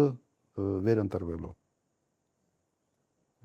Ուրիշ բացատրություն ես չունեմ։ Պարոն Քոչարյան, քանի որ զրույցում շատ քիչ խոսեցին Քարոզ Արշավի մասին եւ քանի որ ես վերջինն եմ, փորձեմ Քարոզ Արշավի հետ կապված հարց տալ։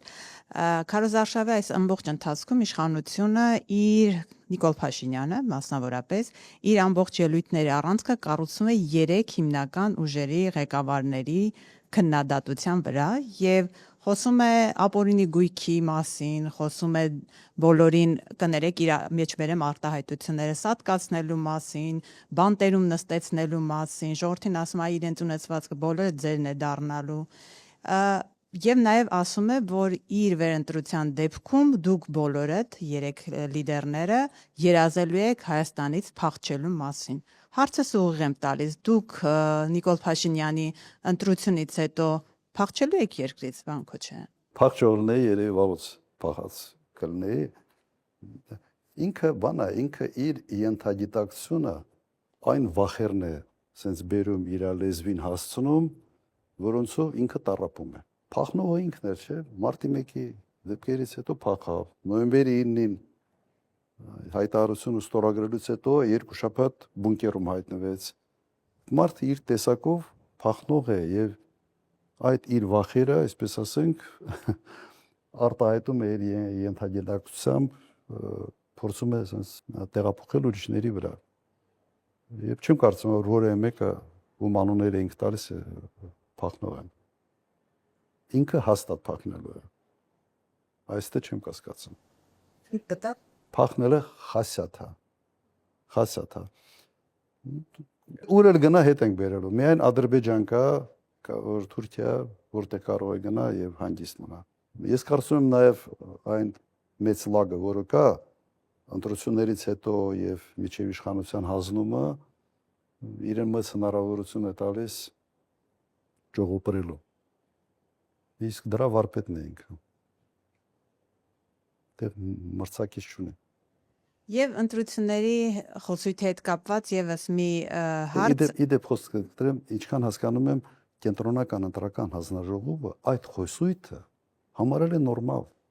Եթե չեմ սխալվում, 3 այդպիսի որոշում ասում են քաղաքական հայտարարություններ են։ Հա, քաղաքական ասում Քաղաքական եմ, ձևով։ կսպանեմ։ Ես պատկերացնում եմ, եթե ես նման հայտարարություն անեի, կամ որևէ մեկը մեր թիմից նման հայտարարություն աներ, որտեղ կհայտնվեր։ Այդ դեպքում դուք Բակրատ Սրբազանին խի եք պահում բանտում միջև այսօր։ Ինչ որ նարկոմանների հետ կապված ասել է գյուլելա պետք։ Չէ, եթե չեմ սխալվում, բանում նյութերում դա է։ Հիմա Նիկոլ Փաշինյանը իշխանություն ունենալով ասում է կսպանեմ։ Հա ինձ չէ ուզում։ Հիմա ինչ ասեմ։ Սա է մեր իրականությունը։ Եվ մի հարցի եմ ուզում անդրադառնալ կրկին Քարոզարշավի խոսույթի հետ կապված։ Պարոն Քոչարյան, Նիկոլ Փաշինյանը 2 օր առաջ Արաբգիրում էր եւ քաղաքացիները բավականին շատ ընդդիմախոսներ կային եւ այնտեղ նա հունից դուրս եկավ եւ մասնավորապես արցախցիների հետ կապված այնքան էր հունից դուրս եկել, որ ասում էր դուք ինչ գործ ունեք այստեղ, դուք ինչու չեք զոհվել այնտեղ։ Դրանից հետո ինքը արդարացավ, ասաց ես ամբողջ արցախցիներին չեմ ասել եւ Արցախի պսևդո էլիտային եմ քաղաքական ասել։ Էլի հարցս ուղիղ է, պարոն Քոչարյան, ինչու օրինակ դուք չեք զոհվել։ Այդ հարցը ինձ եք տալիս, թե իրեն պիտի տակ։ Երբ որ ասում է, օրինակ, 200 քառակուսի կիլոմետր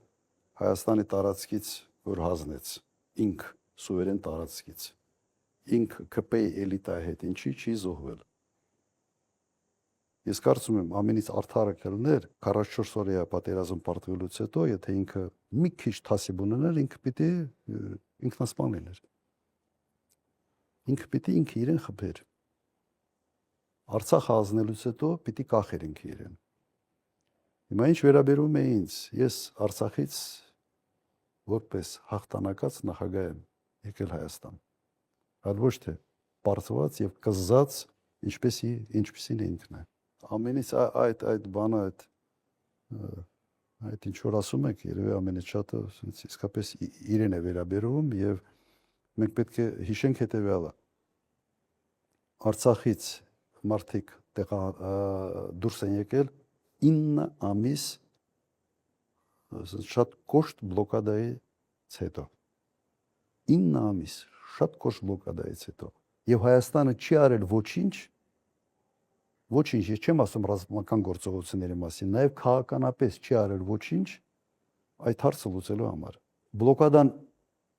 որտեղից հայտնվեց, այսպես ասենք, սկսեց էկոլոգիական, հիշում եք, շարժումով, ավարտվեց հենց տոտալ բլոկադայով։ Երբ ինքը ստորագրեց հոկտեմբերի 6-ին Պրագայում մի հայտարարություն, որտեղ ինքը ճանաչեց Արցախը Ադրբեջանի մաս, անմիջապես Արցախի ժողովրդի ինքնորոշման իրավունքը վերափոխվեց սեպարատիստական շարժման։ Սա պրինցիպիալ ձևով փոխեց իրավիճակը։ Տարբերությունը ես կրկնեմ, եղել է ինքնորոշման իրավունքը իրականացվող ժողովուրդ, ավտոմատ ինքը դառավ մեկ այդ ստորագրությամբ սեպարատիստական շարժում, Արցախի ղեկավարությունը եղել են ինքնորոշվող ժողովրդի ընտրյալ ղեկավարություն, ավտոմատ դառել են սեպարատիստների ղեկավարներ, պաշտպանական բանակը ՊԲ-ն ավտոմատ դառել է անօրինական, ասենց ապօրինի զինված ստորաբաժանումներ։ Ադրբեջանը արդեն կոչեց ահաբեկչական միավորումներ։ Դուք պատկերացրեք մեկ մարդու ստորագրությամբ ինչպիսի տրանսֆորմացիա կատարվեց Ղարաբաղի հետ։ Այդ մարդը իր պատասխանատվությունը չի զգում ինքը ինչ արել։ Մակրոնն է իրեն համոզել, ինքն է Մակրոնին համոզել, Ալիևն է համոզել, ես չգիտեմ ինչ է կատարվել այդ խոհանոցի մեջ։ Բայց մեկ ստորագրությամբ ամեն ինչը սենց շուռ եկավ, ամեն ինչը շուռ եկավ, եւ հետևանքները սա է։ Ինքը ուղղակի մեղավոր է, ուղղակի պատասխանատու է այն ամեն ինչի, ինչ կատարվեց Ղարաբաղի հետ այդ օրերին 23 թվականի սեպտեմբերին։ Ամեն ինչը ինքը բացատրություն չունի եւ իսկապես դրանից հետո այդ մարդը պետք է ինքը իր հարցը լուծել, եթե մի քիչ, sense մի գրամ բան ունի, պատասխանատվության զգացում ունի ժողովրդի հանդեպ։ Հիմա այդ ժողովրդին ասում է խիչեք մեռը։ Ենթադրում եմ, որ ինքը շատ ուրախ կլներ, որ ընդհանրապես մեռնեին։ 5000 զոհ, 12000 վիրավորը տվեց, մարսեց, վերընտրվեց։ Հիմա էլ ասում եմ, ինչ ա եղել, 120-ն էլ ընդեղ մեռնեին։ Կգամ կասեմ, կչոքեմ, կգնամ գերեզմաններին, ծաղիկ կդնեմ, կչոքեմ, ձեռը սրտի վրա կդնի, ինչ որ դերասանություններ կանի եւ հերթական անգամ կմարսի։ Երևի դա է։